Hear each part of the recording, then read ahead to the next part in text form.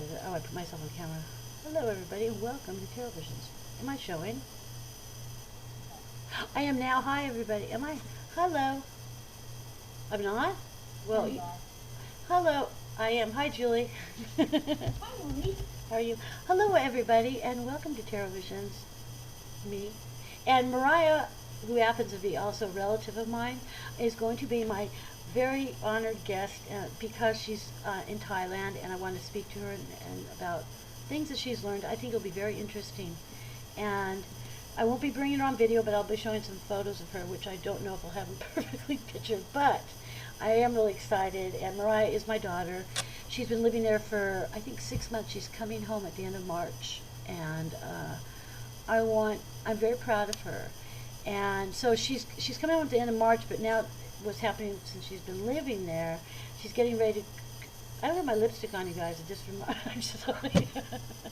Wait a minute, before I go out, no, I'm joking. She is getting ready to go on holiday before coming home. So this is, when you live places, Julie, like we live here, so we're going on holiday for her. Her work is stopping, and so then she's going to go to some of the really cool places and do some meditational retreats and stuff. So this would be the only time before she comes home, March 28th, that I got my handle on her. So I won't be bringing her on video. The last time I had her on as a guest, she was in high school. She was quite a hit, too. And it was when I was at People's TV Network. And I wish I had an archive of that. She was talking about what she was planning to do, going to college. I'm reflecting back. And she was something. So we're going to be bringing her in a couple of minutes. I'm not in the chat room tonight, everybody, so hello to people. Julie, who's in there? Hi, Doug. I know Doug's in there. Hi, Barbara, Doug. Hi, Barbara, Doug. Reggie, Hi, Rose, Susan, Rose, Susan. Anybody else listening over it? All the millions of other people listening over it. You know where you are. Come to TarotVisions.us and click live show. So if you have any questions for Meriah, Julie will pay attention to that. And if I don't say hello to Julie, Julie, let people know I'm saying hello. Like, hello. So I guess we have a few minutes for. Anyway, I'm going to make sure. Here's a really cool photo. I'm going to ask her about this. I want to make sure you guys can see this. Okay? Can you see that? Okay. Oh, that looks pretty bad, but I didn't do a very good job. Here, is that better? By the way, you look gorgeous tonight. Oh, well, thank you. You know what I said about that one. I don't have Can you see that photo right there I have up? Yes. Yeah, okay. That was I'm going to ask Meriah. I think this is where she also wrote some of the elephants, but this was recently, a couple of weeks ago. She went to this ruin. I'll have her explain to you. It's a really cool place. And, I mean, look at that. I don't even know what that is, but. It's cool. It kind of reminds me of Utah beehives, though. Yeah. It reminds me of a lot of things. I need to make sure I can get her at the other photos up pretty well. But now I put lipstick on, I'll go back to myself for a minute and then try to. But she's been doing, I'm very proud of her, and she's been writing a fantastic blog. Okay, that one works well. And, this one I got to get a little bit better. I'm just talking to myself while you guys can listen to me talk. So I want to talk about next week we have Psychic Access, talkradio.com on UFOs, I believe it is. Carmen show. Everybody may want to come and join in on that. Just a threat, they're here. I believe they're coming. Well, I'm one of them, so I don't know. And Doug believes it. Doug knows it. I'm one. You know how people always say they're from such and such place and all that? Yeah. I always introduce myself as being an earthling and not from, like, Washington State. An earthling, I like that. That's old school talk. I like that. Earthling. Earthling, I like that, Julie. That's really cool. I'm not sure, though. No, I think that you could very well be an earthling. Here's another one. I want to make sure this comes up. I'm not doing very good, you guys, because I'm no producer anymore. I'm past 50, so. Anyway, that's a really cool place. I think that was Krabi. Look at that. I need to go. I just need to go to Thailand. I must go. Oh, that's beautiful. Isn't that beautiful? Yes. And so Meriah should be coming on any minute.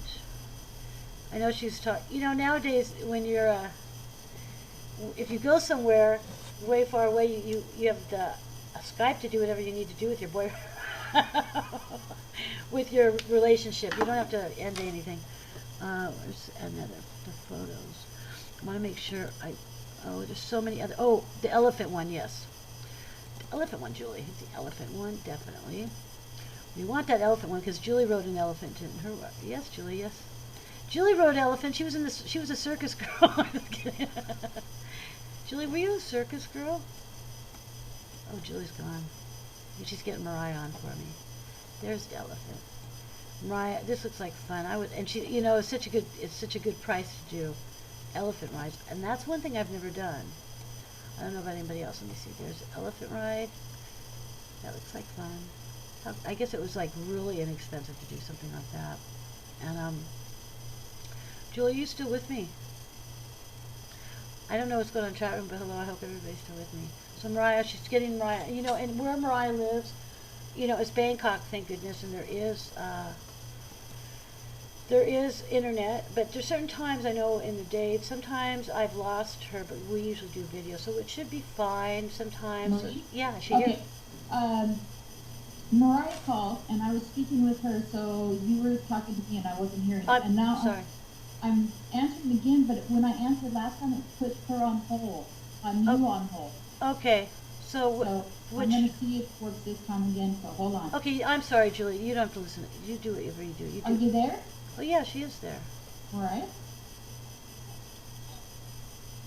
So turn it. Well, No, it's Julie. That's Julie. hello? Why is that a feedback going on there? I wonder. Hello? Hi, Meriah. Can you hear me? Mom? You can't hear me, can you? Hi. Hi, can you hear me, Meriah? Can you hear? Can you hear me? Yeah, I can hear you perfectly. Thank you. Yes, I can. Okay, this is my. Yay! I'm glad you're in it. So you're in Thailand, right? Meriah? Yeah, I'm Bangkok. I guess there's a little bit of a delay talking. So I thank you so much, and there's people I'm not in the chat room really interested in. Well, let's just not put it out there in the universe, okay? So, Meriah, I'm really pleased because I know that you're getting ready to do some traveling pretty soon, and before you come home. But I would like to talk to you about things that you've been doing and learning, and just anything, you know, like things that we've spoken about that I think are lovely, about some synchronicities perhaps as well, and also what you found while being there, or why'd you go to Thailand? Let's get to the bottom of this.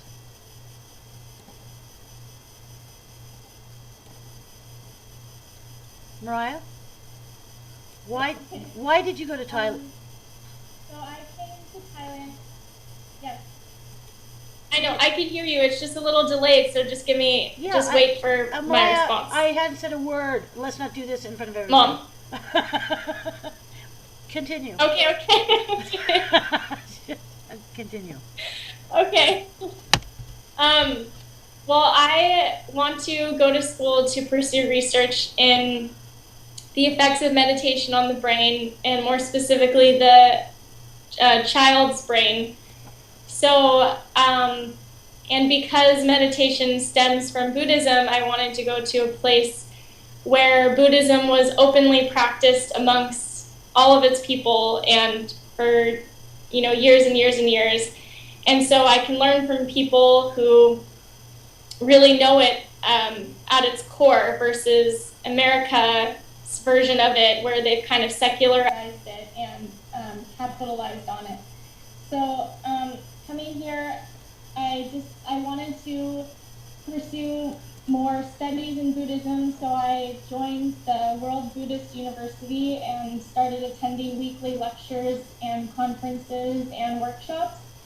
And then I've done a few meditation retreats, and I'll actually be doing the longest one, which is a 5-day one, in 3 weeks in Chiang Mai. So I guess I'm here just to explore spirituality in terms of the education behind it and in terms of my spiritual growth as well. And so, Meriah, I wanted to ask you something that maybe, what have you, since you've been there, because of the work I do, opposed to your degrees in neuroscience, right? Yeah. So yes. with with regards to that, and although, you are my daughter and you were lucky enough to have, raised you with an eccentric of a bit of a mom, like who I am and with the work I do, have you learned, well, it's true, have you changed your way, because you're a science in your mind, excuse me, your mind is, with the scientific aspect, which I think is fantastic, because Yes. you're merging into a way, though, that things you can't explain, or as of yet, right? Like meditation with the mind. Now finally we're crossing over. So since you've been there, have you noticed, because of some synchronicities, what have you Yes. learned, or what is it, or learned, or maybe changed? I don't use like the word belief, as you know, but I'm going to use it with you. Has it changed the way you believe in certain things, and why? Like, that's really weird. I can't ignore it. Can you talk about that? Do you follow me? Certain things that you've experienced, like meeting people, or Yeah. Yes. So, before I talk about what before I talk about what I've experienced, I there's another field of research that I'm really interested in, and I wish I knew more about physics to understand it better. Eventually, I'll probably understand it better as I continue education, but there's studies out of Princeton and many other top universities that have looked into the way our minds can affect other people and can see into the future and can affect like the greater consciousness, or like a collective consciousness. Actually, one of the professors that I applied to work with at Columbia, who I'm really interested in, her name's Lisa Miller, and she just put out this book called The Oxford Handbook of Psychology and Spirituality. And she cites a lot of these well-known studies on like energy fields and collective consciousness, things like that. It's still a new field, and there's still a lot to be known, and there's still a lot of unknown aspects to it. But basically, it talks about how your brain waves can alter the effects of other people's brain waves, and as well as if there's many people on some energy level, then you will affect some sort of machine or some sort of greater consciousness, kind of. It's kind of hard to explain because it's also not really understood very much. But for instance, there's this one experiment. If you have a yogurt in front of you and they're measuring the charge in the yogurt, if you're sitting in front of the yogurt and you're thinking something really negative, the charge on the yogurt will actually go more towards the negative spectrum. And as well, and inversely, if you're thinking something positive, it'll kind of change its measurement as well. And so they've also done studies with random number generators. And if you have two people in different rooms trying to focus on changing the way the number generator performs, then it actually physically changes above chance levels of whatever number that they were thinking of.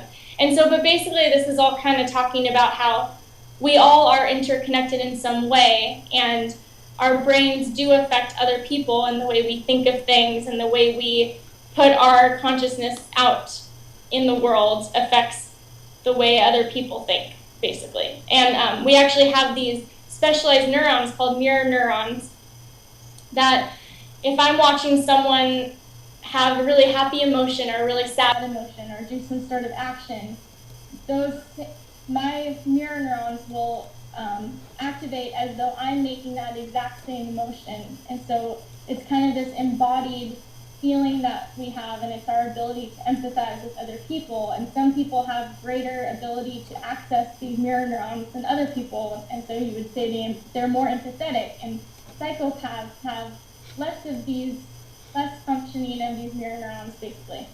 So there is some sort of greater energy that's, if you want to call it energy or whatever you want to call it, that's connecting us to the universe and to other people at large. And I think I've kind of found that in my life as well, because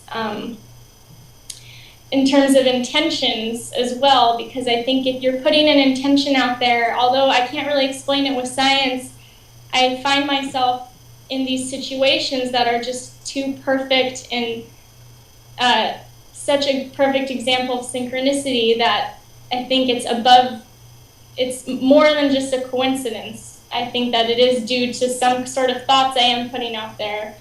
And one of the stories my mom really likes about synchronicity that's happened to me in Thailand is the first lecture I went to in Bangkok at the World Buddhist University. I met this monk who was giving the talk in English.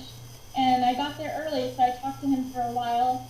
And I found out he was actually from San Diego. He lived there all his life before coming to Thailand 30 years ago. And then eventually he became a monk here and hasn't left since.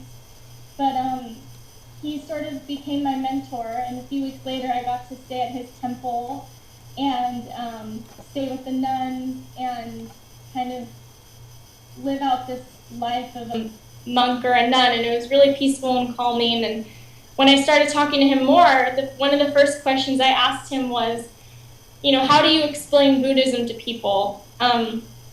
Or how can you explain it in the best way possible? And he said, there's this one Johnny Cash song that I think explains it perfectly. And the first line is, it's all in the mind.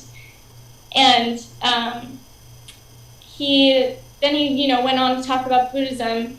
And then he started talking about his life a little bit and how he belongs in the water and how he used to live on a boat in Thailand. And before that, he used to do sailboat races from California, like LA, Los Angeles, to Hawaii.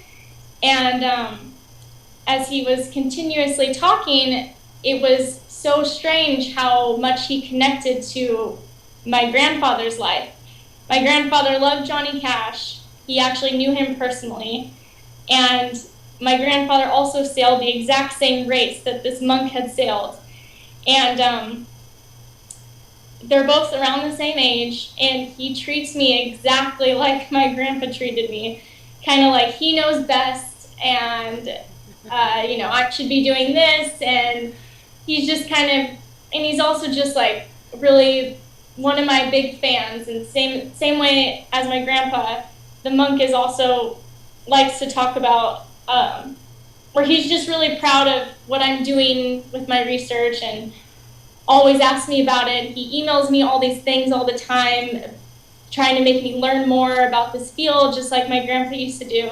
And in a way, I think that it probably is, I could say that I think maybe my grandpa sent him to me, or it was no mistake that I met him, because he's really served as my guiding mentor throughout this whole process in Thailand. And if I didn't have him here, I think my whole experience would have been a lot different, and I wouldn't have gotten everything I needed to get out of it here. Meriah, it's interesting because he was the first person when you first actually went to someplace to... Yeah, that's what I said. Okay, are we going to start in the mother-daughter stuff? Here we go. I'm the producer. Remember, Meriah, last time? How many years ago was that when you were on last time? I was reminding people you were just still in high school getting ready to start your way. I wish I had an archive of that. Remember? I know, yeah. And Barbara's in the chat room, by the way. I'm not in there either, but Meriah, you should say hello to Barbara. I don't have the chat room. I'm sorry. I don't either. But I know Barbara is in there, and she'd probably shoot a hello to her, because she was back during that time when that was a long time ago when she saw you, before you graduated from high school. And yeah, that's right. And she sent you, and she sent me a book. And New York, and she's in the New York. And also, I'm showing right now. I know you don't know. You'll be able to see. Oh, you'll see this on archive. So I am showing you the picture I'm showing up right now. Is you and that monk. And it's interesting because you did also say that he not only that about the correlation between him and Dad, or Jack, my dad, is that he was a mess too, wasn't he? He had. Oh yeah. He said before becoming a monk, when he was in Thailand, he was doing a lot of drugs, and he said, drinking and drugs and just getting caught up in this really bad lifestyle. And he just felt like And then one day he actually almost died from it, and these Thais saved him. And he was always interested in Buddhism, but he said he kept just getting lost in this world of drugs and stuff like that. And he just felt like he was numbing himself from it. And he said, this isn't the way of living. And so he decided to change his life and make it a life of service and become a monk. And he said he's never looked back. He's been so happy that he's learned a lot from it. And that kind of aspect also kind of reminded me of my mom. Well, yeah, getting back to that. Your mother, you were talking about stuff, the yogurt and everything else. And I know because you were raised with me, and I was talking to Julie earlier how I would go on and on. But I had something to say for your own benefit. But you ground me. You make me. But I would go on and on about things, and I was telling Julie how I would look at you, and your head would be facing me. You'd be sitting on the couch. And finally, you just put your hands over your ears. Stop. But you did. It's ironic of all the things, and it does always come to me. It's always about me. But it is. I think it's fantastic for me on this side that listening to what you're talking about are so many things. I don't know if you remember, but like with my psychokinetic PK, for instance, it's almost like the same kind of thing. It's like where they did studies, they were controlled. You were talking about they were controlled. I think that's what you meant, doing controlled research, correct? Yeah, I mean, they're published research studies out of Princeton. Okay. But it's not psychokinetic stuff. It's just seeing how the way you think can alter some external thing. Right, and the thing is, your mom's been talking about that stuff, and before I'm wondering when I would talk about this, because you know me, I'm your mom, and I'd go off and talk about all this and that, whatever else have you, do you think I was kind of nutty? Yeah, I did. I mean, it's well, okay. the thing is, when I was younger, I felt like you were so one way, Mom, which is not in a bad way. I'm just saying, like, you were so one way, and I think that being that way, I think I was in that mode where I wanted to challenge you, and so I started learning about science to challenge you and to question my own beliefs also. I love and it. And I think I knew that no matter how much I learned about science, there were still things that I couldn't explain that I have witnessed from you and from just life in general. And that's why I think I studied philosophy a lot too, just because of this reason, because I think there's different ways of thinking, and if you really dig deep, you can uncover those ways. And then now, especially, I feel like our work is meeting because now there is scientific research in all the stuff you were talking about before with the psychic stuff and synchronicities and things that were never seen to be explained by science. And I think there's still a long way to go, especially because a lot of it has to do with physics. Right. And physics is so hard just because it's also kind of a subjective science in a way.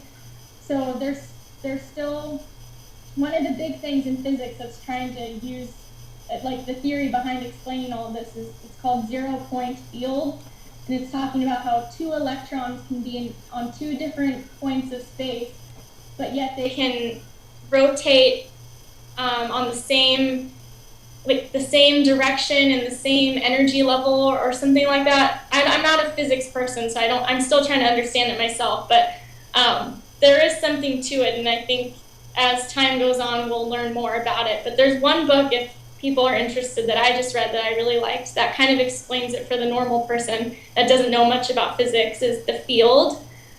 It's by Lynn something, I forgot her last name. Well, and then there's this other documentary that I really liked that kind of talks about it and it's called I Am. Mm-hmm. It's excellent too, by the way, everybody. I've watched it. Yeah. So those two are really good. And also there's thing I like about meditation as well is when you're meditating, your brain operates on this alpha wave frequency and has also some theta waves involved in it also. So it represents this calm, focused attention. And that's actually the exact same wavelength that the Earth's crust operates on. And so they think that, or there's theories that meditation is the highest form of consciousness. And if you're able to develop this part of your brain and this skill, and you're better, that's why you kind of get these feelings of transcendence and you feel connected to the universe at large. And so you get this like spiritual realm. And they think it's because you literally are operating on the same wavelength as the Earth, like the literal Earth. Yeah. And so I think that's an interesting field of research that I think is going to take off pretty soon as well. Well, you know, Barbara just joined us, but before Barbara starts, and hello, yeah, I Barbara. want to say hi to everyone. No. I don't see the chat room, but you can say hi to everyone. Yeah, go ahead. Hi, Barbara. Is she on the phone? No, she's on with us. She joined us. She's gonna. Yeah, I'm here right now. Oh, hi. Hi. Listen, I actually have a couple questions whenever you're up for it. Oh, I'm ready now. Well, first I have to tell you that what you're doing is really exciting. I couldn't believe that one of the reasons that you went was so that you could understand Buddhism from the inside instead of, you know, the U.S. projection of what it's supposed to be. That's fantastic, and it's going to just serve you for the rest of your life. And I loved your stories of synchronicity. And not only am I on the same page with you when it comes to you're attracting things to you, I do that all the time. And it's not something that I look to do. I just started recognizing that I'm doing that. And my life became really synchronistic about 5 years ago. And so every day I have tons of synchronicities, which for me is really just a confirmation that I'm plugged in, so to speak, to, you know, that frequency that's driving things back to me. So you're on the right track, and it's really exciting that that's how you're going to be spending, you know, the next phase of your life. Oh, thank you so much. Okay, now a couple of things I wanted to ask you. You were saying something about doing experiments. And I mean, you talked about different experiments, but I'm talking about relative to trying to test out some of those theories of being able to, you know, make connections and send things, you know, back to yourself, etc. If you ever get to the point where you want people from all walks of life who would love to do that with you, I'm always looking to do different kinds of experiments with people. I've done everything from trying to go meet somebody in dreams to try and connect energetically at certain moments of the day through meditation and things so that we can see if we can send, you know, communicate, to trying to pool our energy together to achieve certain collective goals, and all kinds of things like that. And I'm always looking to do more of that, because even though I don't need it to have the knowing that this exists, a lot of people do, and it's you know, I'm always up for trying to, you know, provide more data, you know, or more confirmation that this kind of thing is actually a reality. So I'm in if you ever want to do that. Yeah, thank you. And I think that's funny you say, you know, you don't need that confirmation, which I think a lot of people don't, because it's kind of just a known thing if you're living life in a way that's very aware of the signs and everything. But I think our society needs the science aspect of it before it can kind of explore the subjective realm. And that's why I like this field too, because it's began with science, but now I feel like I'm entering it as it's kind of starting to finally push the limits and do things that people would have thought were stupid, you know, 5 years ago. Yeah. And so I think these experiments are getting more and more daring, and also being more widely accepted amongst the newer generation, because even in this book I was reading from Lisa Miller, and she talks about her grad students, she says the new generation of students are coming in just knowing this fact and knowing that there is something else out there and that it needs to be investigated and discovered in ways that we aren't used to thinking. And so I think it's really going to take off really soon. So I think everyone should keep an eye out, because I think it's about to get really big. Times are changing. I mean, I'm really happy to say you're going to be the pioneer. You're like, I don't know, I've talked to Barbara about this too. You're on the pioneer. You're the beginning of it, Meriah, and your generation, and things are going to be lovely. I mean, really. Because well, I think she also has an advantage simply because she's approaching this from an academic point of view, as well as a spiritual one. Absolutely. And that is something that it makes it a niche. I don't know very many other people who do that. No, they're going to be more. Yeah, that's what I think is I'm so proud of. Well, I'm in awe of Meriah because, like I said, I was really glad that, of course we're different, but there's some people that do the work I do, and then their kids end up doing the same kind of work, right? There was no way in hell I was going to have Meriah do, no, because it wasn't her way. That was what I must do.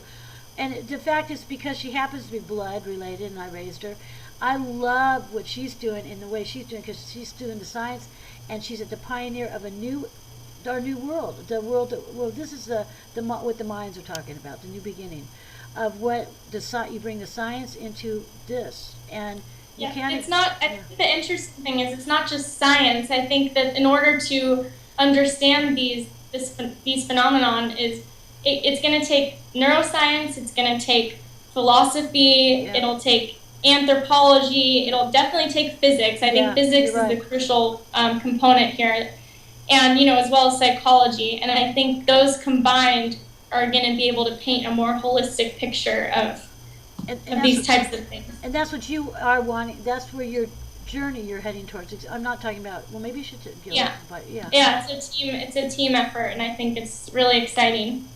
I'm really excited. Especially if you end up going to Columbia. That experience in this unique new field in a city where anything is possible, just it blows my mind. It's going to be so exciting for you. And me too. I am really hoping. I should hear back in 3 weeks. Actually, another funny little side story of synchronicity. My interview for Columbia was not only on Valentine's Day, but it was on a national Buddhist holiday called Maka Bucha, and that is represents two major events in Buddhism. The first one is 9 months after the Buddha was enlightened, over 1,200 monks spontaneously, or basically, using the synchronicity aspect, came to join the Buddha under this tree all at the same time to hear his teachings and to get ordained by him. And then that exact same day, 45 years later, he gave his last teachings before he died. And so when I had my interview, I was actually visiting the monk I had met the first week I was here in order to see the ceremony of that holiday. And I went to the candlelight, beautiful ceremony an hour before my interview, and then got back to my hotel in the city to have my interview with them. And so I think that was another nice form of synchronicity as well.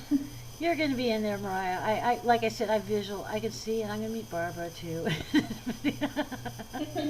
I mean, I can actually see. I can't wait to go to the city and meet both of you. Yeah, absolutely. And the fact that Meriah is serious about this, and there's a lot of people, I was telling her that may not be as serious, and they had a great interview, and Lisa asked her questions. Meriah thought maybe Meriah sometimes is hard on herself, but Lisa, explain. I love what she asked you, because she's a busy woman, and she's a director, and she needs to get this. They need to make their decisions.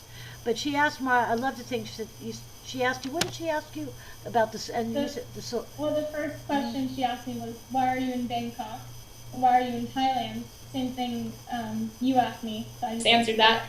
And then she said, when I said I wanted to come to the source of Buddhism, basically, and the source of spirituality, she said, "What do you mean by source?" And so that's when I kind of went into how I viewed this place as the source, because it's kind of one of the birthplaces of Buddhism, and I'm around people a population that's 95% Buddhist, who I can learn about Buddhism, away from all of, sorry for my language, but a lot of the bullshit that America has placed upon it and has transformed it into something that it isn't really. And I think I kind of knew that when I was back home, but I did not get the full extent of it until I really got here. And it's very different. But even Thailand is no exception. And people I've talked to here have even said that Thailand is also transforming it into a superstitious folk religion in many ways. And so you still kind of have to seek out the more genuine aspects of it, even here, because no matter where you go, they're going to kind of change it into something that it's not really representative of. I find that interesting that when you spoke about that, because, so that you wouldn't have learned that if you hadn't met. I'm sure your mind's. Yeah, well, and also just things you notice. One of the first temples I went to in Bangkok was called Wat Po. It's one of the most famous ones. It has the big reclining Buddha, the gold one. Oh yeah. And it's really beautiful. Very, aesthetically pleasing. But when you go in, foreigners have to pay, $5 to get in, and Thai people get in for free. And that's number one contradiction of Buddhism, because Buddhism is not, the teachings talk about not discriminating and not asking for anything in return of these teachings. They're supposed to operate on donation out of the goodwill of, wanting to be generous. And then, when you go inside and you see this lavish gold Buddha, then they have all these little tins where if you put a coin in every one, it's supposed to represent good luck and getting great wealth and fortune. And that is actually representative of greediness. And that's something that Buddhism also stresses is the cause of suffering. And so you can see it even here. And I think a lot of places here are dependent on tourism, and they're kind of capitalizing on Buddhism also and what they think tourists want to see from it. And so in that way, they are changing it. But there are really genuine places where you can seek out the real teachings behind it and talk to people who really know what they're talking about, and are genuine to, what it's actually about. So it's kind of opened my eyes into how to look at it better, I guess. Have you asked any of the folks any of the Buddhists that you've run across, how they feel about what you've just described and what their response was? Yeah, the two women I talked to this mostly about, they got their PhDs from a university in Bangkok, and they give weekly lectures on the Abhidhamma, which are the detailed teachings of the Buddha. And I talked to them a lot about it, and they shook their heads and they said, it's really sad, and they're really upset about it because they say, we are Thai people, and this is what we're supposed to be about, and we're supposed to be, we're supposed to preserve the integrity of these teachings, and yet these people are just transforming it into something that's so contradictory. But she said that's just the way that society moves, and that's why we're here, and that's why this university and organizations like us are here to preserve these teachings to people who really want to learn, the real teachings, and in hopes that they will spread that correct message out there, so that in the hopes of preserving something from it. But it's just kind of sad. Meriah, I wanted to ask you, Barbara, I'm sorry, you can still after me. No, take it. I wanted to ask you, because I was talking to you about this private, because we do talk all the time, because we're lovely mother and daughter. But I was really impressed when you said, this is the first time you've been out of the country, for one. I mean, she's never even been to Mexico. Yeah, and that was a pretty cool. honest. What? Okay, not really. Oh yeah, I guess you have. Okay, never mind for a moment. Okay, but still, the fact is, I remember when we spoke, and I loved the fact that you were becoming more self-mindful, I guess you call it, yeah, of dealing with solitude and loneliness, and what's the difference. I would like you to, if you don't mind, explain that, because I think it's really important for people that will listen to this later, that maybe, that your age Yeah. too. Could you please? Yes. Yeah, like my mom said, I've never been out of the country, and I've always wanted to travel, and I feel like it's necessary in order to kind of open your perspective of the world. And I didn't really know what I was getting into, I think, but I, came to a developing country for my first time out of the country, and every time I tell people that, they are shocked because they say, why didn't you do Europe first? I mean, at least those are baby steps, but coming here is a big shock. I've seen things that I never thought were possible. I've seen real poverty.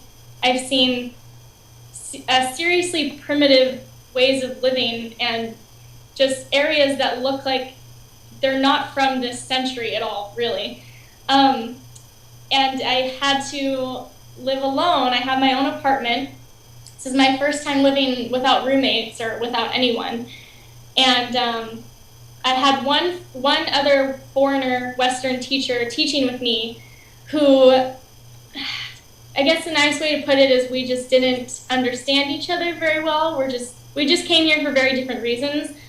And although, I see her a lot and she is the company that I have here, in a way coming here, I felt very lonely. I had no real friends anymore. I had no family around. And then the time change was just hard because I couldn't talk to people when I wanted to talk. And then, on top of that, my Wi-Fi connection is just pretty bad. And so it was just hard to communicate and get that comfort that I needed from the people that really love and care about me. And, plus I was here with people that can't really speak English, and I'm just feeling so flustered and lost and wanting to go home so badly and feeling so lonely. And the first month or two, I definitely called my mom crying a lot, feeling just so bad. And I think that, and then finally, as I started pushing myself and challenging myself and getting myself out of my comfort zone and making myself do things on my own, like even though I didn't make friends yet, I just got to go out there and do the things I came here to do. And, hope to meet people because, I'm a social person, I'm outgoing, and I thought, I'll probably meet people. Although it did take a while to meet genuine friends, I'm really glad that before I really met my good friends, I did venture out alone, and I went to some places alone on the weekends, and I started doing activities alone, and going to festivals alone, things that I would never do back home because I thought it was embarrassing or just like I would feel like such a loser. But now I feel like your mother does. I've learned how to enjoy being alone, and I think I've learned a lot about myself, and I've learned how, I've deepened my meditation practice and my spirituality because I've kind of had more time to just be and not, constantly be doing something or constantly be in the presence of other people. And I think I finally reached the point where I can say that I'm confident on doing things alone, and I enjoy it, and I value it. And finally, after that phase of living here, I started just meeting all these interesting, amazing people while I was out, and they were just so friendly and open, and they became some of my best friends here. And now it's just like a really good balance, and I think after living here and having this experience, I honestly feel like I could probably live anywhere or do anything, and I'm really happy I did it. I'm really happy you did too, because then you can be a female that's not going to be worried about being left alone. You know what I mean? There's good things. I always thought I was independent. I always saw myself as an independent person, but I think coming here, I was really shocked. I didn't realize how dependent I was on just the support of my family and friends. And also socializing, but it's a fine line between socializing people you really don't have anything in common with. Yeah, that's true. So, and I really was impressed by that. I know that you. Oh, I'm sorry, Barbara. Are you ready to ask another question for her? Well, I didn't want to interrupt you. Yeah, you had a nice flow going. I'm done on that one. Some of them are just pure comments. One is you were talking about the book that you read by Lisa Miller. Yeah. I was curious if you've ever read a book by Michael Talbot called The Holographic Universe. Uh-oh. Hello? She. Yeah. She didn't She get must not have heard me. She didn't hear you. Oh, no, she said a book, The Holographic what? Universe by Michael Talbot. No, I haven't heard of that actually. Oh, I don't know if you've got any note paper. Or whatever. I can give the information to your mom, but it was written in, I believe it was 1992 or 93. Michael Talbot died in 94, I think it was. But it is one of the most amazing books, and it parallels some of the things that you were saying, the teachings that you were learning from the Lisa Miller book. So if you ever have a chance to read it, I think it'll change your life. Okay, I just wrote it down, so I will definitely look into that. I have so many books here. I'm trying not to get any more before I come home because my suitcase will be... Because he's bringing up gifts for me. Wait till you come home then and get it from the library or something. Yeah, definitely. Thank you. So, and then you were talking about frequency. There are so many people doing frequency work right now, and you were also talking about the Earth's vibration and frequency. Were you referring to the Schumann resonance? I'm not very familiar with all the terms and the Ryan. physics world yet, but I had just read about things that talked about the frequency of the alpha waves in your brain when you're meditating that correlate to the frequency of the Earth's crust. I don't know what is that what it's called? Yeah, it is. Okay. Actually, Maureen, that's something that Dr. Jim is really into. If you ever want more information, no, that's but there are a lot of people doing all kinds of frequency work, and everything from the frequency of sound to the frequency of thought, the general frequencies of energy and of light. All those different frequencies actually can resonate at certain megahertz. And each one of those levels produces a different kind of result. And they're testing all different kinds of frequencies, and they're finding that certain ones equal certain kinds of connections. And for example, if you run into somebody that you just don't get along with, and no matter how hard you try, the two of you just can't see eye to eye, it's literally because you're vibrating at different frequencies, and the two frequencies are not in alignment. And you can move to their frequency, or if they're able to, they can move to yours. But that's how a lot of people are doing everything from communication to energy work and all kinds of things like that. I have so many friends who literally are going out of their body, and a second physical portion of themselves is appearing elsewhere in the world. They're doing work with energy that's healing, and so on and so forth. But it all is it relates back to various frequencies and what they're vibrating at. And that's fascinating too, that you're kind of stepping into that a little bit. Yeah, exactly. And I think in terms of just more of the science realm that I've learned about too, is that all these frequencies, people experience them at different times as well. Like beta frequency is seen when someone has a lot of anxiety, and like an alpha frequency in certain parts of the brain is, when you're calm and relaxed or in a meditative state. And so I think if one person is really calm and relaxed, and you're around someone who's operating on this very anxious level, then things just not going to match up. And I think that's kind of, I found people here that I've had to be friends with in the beginning just because they were the only foreigners here that I could have some sort of familiarity with. And I think that was the problem, is because they were so, worried about something or judging something, or constantly worried about what they appeared to look like, or just shallow aspects of their personalities were just, conflicting with my sort of daily personality and the way I felt about things and the way I kind of moved about life, basically. And that is really hard to deal with. And I think that it's good for me to be around that now, because I was so used to being around really great people that I surrounded myself with. And it is good to kind of put yourself in a situation in real life, because you're going to be around people that are really not the same kind of person as you. And I think it's taught me a lot of patience and tolerance. In a way, if you can really maintain your focus and your own energy, I think that it can also rub off on them and make them maybe feel more calm, just because we are actually wired to mirror other people. And that's why it's kind of hard. If you're around someone anxious, you start feeling anxious. But if you can acknowledge that, then you can kind of shift your own energy and shift the whole interaction between the two of you, which I think is really fascinating as well. And that's what That's absolutely true. And that's what the mind you're talking about as well, utilizing with your mind the scientific. Well, yeah, I mean, it's all about your thoughts and your perception and how you can shift your energy and your brain waves, and even actually done studies on your heart rate as well, that your certain heart rate can affect other people's heart rates. Yeah. And kind of slow your nervous response and all of that.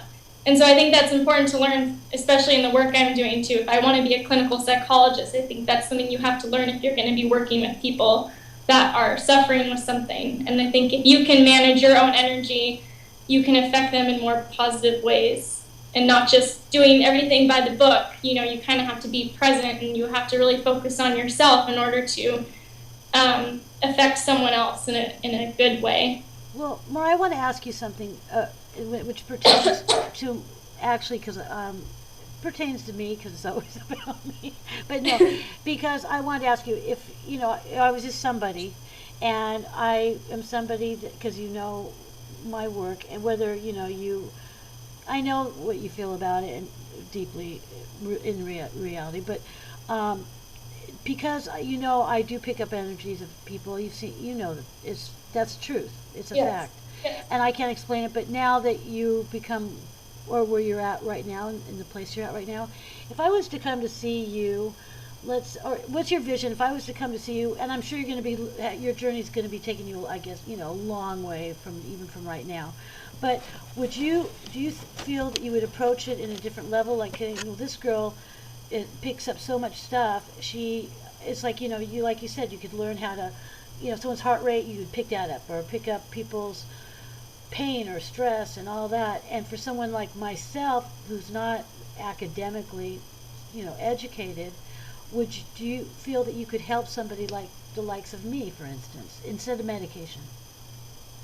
How do you feel? The reason I decided not to go into psychiatry is because I didn't like the medication aspect, and medicating everyone is really not going to solve anybody's problems, especially because most medications that are targeted to mental illness cause worse side effects, but that's another story. Yeah. But yeah, I think that people like my mom, or especially as children, are medicated because they are diagnosed with some sort of mental illness or schizophrenia because they're hallucinating or something like that. And I think that that's the wrong way of looking at it. And although, I'd still like to explain it better on how you can do the things you're doing, until there is a way to do that, I think the best way to work with it is to